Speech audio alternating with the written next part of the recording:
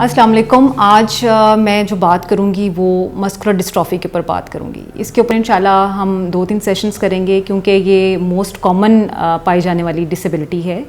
और इसमें मसला ये होता है कि अक्सर वालिदैन को इसमें तशख़ीस करने में और ख़ास तौर पे जो हमारे प्रैक्टिशनर्स हैं उनको भी तशख़ीस करने में काफ़ी मसला आता है क्योंकि कुछ इसकी इलामात ऐसी होती हैं जो फ़ौरी तौर पे पहचानी नहीं जाती हैं और वालिदैन को इस पे तशख़ीस करते हुए और फिर इसके इलाज तक पहुँचते हुए कुछ मुश्किलात पेश आती हैं और इस दौरान में बच्चे का वो जो काफ़ी टाइम पीरियड होता है वो ज़ाया हो जाता है डेवलपमेंट का। अच्छा, ये जो मस्कुलर डिस्ट्रॉफी है इसको आम तौर पे पट्ठों की बीमारी कहा जाता है और ये मौरूसी होती है। मौरूसी से मुराद ये है कि ये वालिदैन की तरफ से आती है बच्चों में। अच्छा, इसमें सबसे ज़्यादा जो इफेक्टिव हैं वो लड़के होते हैं और जो माँ है वो कैरियर होती है, यानी माँ के अंदर इसके जो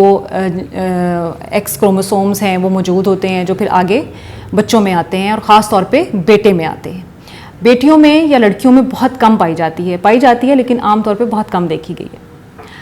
अच्छा, इसमें अब मज़ीद जो कई तरह की इकसाम हैं जिसमें हम अगली वीडियो पे बात करेंगे। आज जो मैं बात करने जा रही हूँ वो इसकी चंद इलामात जिस पे तशख़ीस की जा सकती है।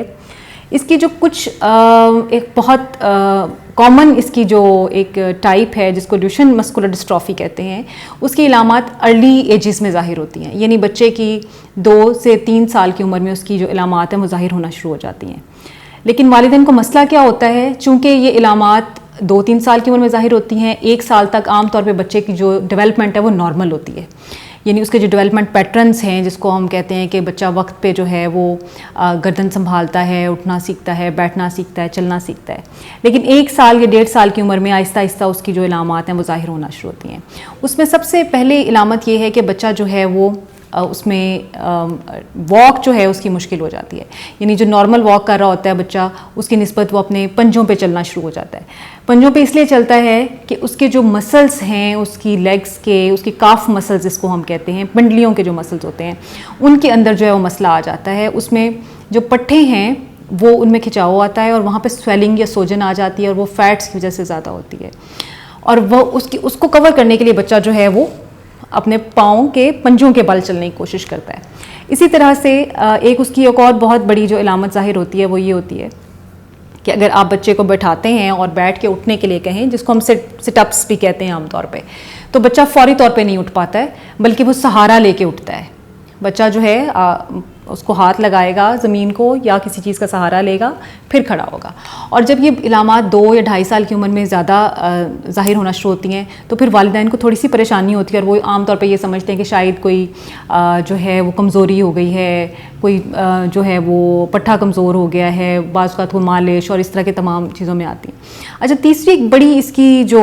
इम्पॉर्टेंट फैक्टर है जिसे हम इसकी तशख़ीस कर सकते हैं या वालिदैन जान सकते हैं वो ये है कि बच्चा जो आम फिज़िकल एक्टिविटीज़ है उसमें बहुत ज़्यादा थकना शुरू हो जाता है। यानी अगर आप आम बच्चे को देखें जो कि सेहतमंद बच्चा होता है जिसका ऐसा मसला नहीं होता है, वो भागने दौड़ने में, ऐसे जो खेल हैं उसमें बहुत ज़्यादा खुश रहता है, बल्कि बच्चे तो टिक के नहीं बैठते ना, बच्चे तो हर वक्त दौड़ते भागते रहते हैं और अगर कोई बच्चा टिक के बैठा हुआ तो हम समझते हैं कि ये कुछ बीमार है। तो ये बच्चे जो बैठ के खेलने वाले खेल हैं उसमें ज़्यादा दिलचस्पी लेते हैं और जो ऐसी एक्टिविटीज़ हैं जिसमें उन्हें चलना फिरना पड़े, भागना पड़े, उसमें ये जो है अवॉइड करने की कोशिश करते हैं और खेल वगैरह जो फिज़िकल एक्टिविटीज़ हैं स्कूल की उसमें से भी अवॉइड करते हैं। तो ये कुछ तशख़ीसात हैं जो कि अर्ली एज के ऊपर अगर वालिदैन इसको समझते हैं और उन्हें ये लगता है कि ऐसा कुछ बच्चे के साथ आ रहा है तो फिर उन्हें अपने डॉक्टर से रजू करना चाहिए या जो एजुकेशन के कंसल्टेंट्स हैं या साइकोलॉजिस्ट हैं जो कि उनके इर्द गिर्द हैं उनसे कंसल्ट करें। अच्छा, साइकोलॉजिस्ट की ज़रूरत इसकी इब्तिदा में नहीं पड़ती है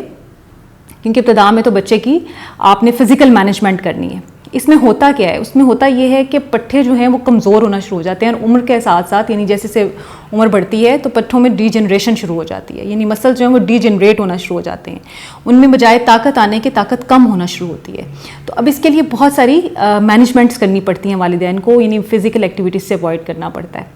और इसका बेहतरीन इलाज जो है वो यही है कि आप बच्चे को कम से कम फ़िज़िकल एक्टिविटीज़ में एंगेज करें और उसका प्रॉपर जो है वो ट्रीटमेंट करवाएं। अब ट्रीटमेंट जो है उसके लिए आपको सबसे पहले एक तो उसका डायग्नोसिस कंफर्म करना है, ठीक है। कुछ इलामात मैंने इब्तदाई बता दी, वो अगर आ जाती हैं तो आप उसको देख लीजिए और उसके बाद 2-3 तरह के टेस्ट होते हैं। एक CK टेस्ट होता है और कुछ मसल बायोप्सी भी होती है। आमतौर पे तो वैसे जो अच्छे डॉक्टर्स हैं, अच्छे कंसल्टेंट्स हैं, वो इस चीज़ को फौरी तौर पे पहचान लेते हैं और अगर आप बेहतर समझें तो फिर आप इसकी जो मेडिकल डायग्नोसिस है उसकी तरफ भी जाएँ। 2-3 ये जो मैंने आपको टेस्ट बताए हैं वो आप कीजिए और यकीनन फिर आप इसकी तशख़ीस जो है वो कर सकेंगे। कुछ 1-2 इसकी जो टाइप्स हैं, जैसे बेकर टाइप है, वो थोड़ी सी आफ्टर एजेस में आती है, यानी वो आप कह लीजिए कि 20-22 साल की उम्र में ज़ाहिर होना शुरू होती है। एक लिम्ब ग्रिडल है जो कि थोड़ी सी 40-45 की एज में जाके आती है, तो उसकी इलामात जो हैं वो भी तकरीबन ऐसी ही होती हैं कि मसल्स जो हैं वो वीक होना शुरू हो जाते हैं। बहरहाल हम इसके ऊपर नेक्स्ट वीडियोस में मज़ीद तफसील से बात करेंगे और अगर आप समझते हैं कि आपको इसके ऊपर कोई ख़ास अपने हवाले से कुछ कंसल्टेशन चाहिए तो आप उसके लिए भी रब्ता कर सकते हैं।